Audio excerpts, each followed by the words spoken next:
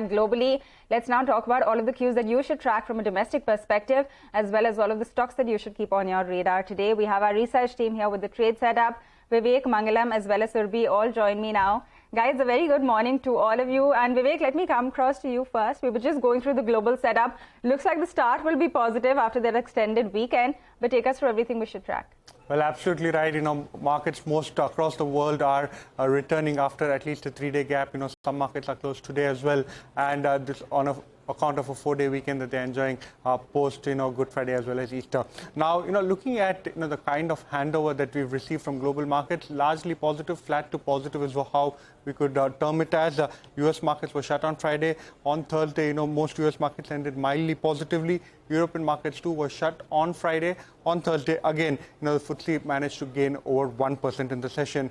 Crude oil prices largely flat. Brent futures are down 0.2% on Thursday, closer to the $84.8 a barrel mark. Now, coming to the Indian markets, clearly an outlier in the last two trading weeks, a clear outperformance versus the globe. On Thursday, on account of the fact that you actually saw the RBI rate pause, a lot of rate sensitives like real estate as well as NBFCs managed to rally, and it remains to be seen whether this particular rally can be sustained. Now, some of the important cues to watch out for this particular week. Remember, this week too, as you mentioned, is a truncated week.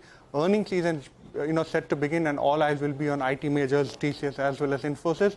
Also, HDFC will be reporting its earnings this particular week. Asian markets after the gap indicating a positive start, and SGX Nifty adjusted for Thursday's close, again indicating a mild gap of start for our own markets.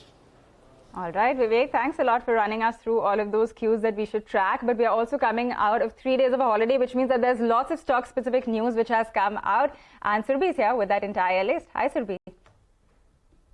Hi, good morning. Thanks for that. So we continue to track the Q4 business updates. The first one is Titan, where the company saw a good revenue growth in their jewelry business. It was up 23% on a year-on-year basis, but this is on a lower base. The company also said that it saw strong growth in their non-jewelry segment. Next is Adani Wilmar. The company saw an overall revenue decline in high single digits. Tata Motors, their total global sales were up 8% at 3.61 lakh units. Credit Access Grameen's, their disbursals were up 24% on a year-on-year basis, and their AUM was up 27% on a year-on-year basis. Sobha, the company recorded the best ever quarterly sales in Q4 FY23, and their sales value was up 26% at 1200 odd crores. And lastly, gas companies will also be in focus as the gas pricing regime has changed and the government has accepted the suggestions of the Kigat-Parekh committee.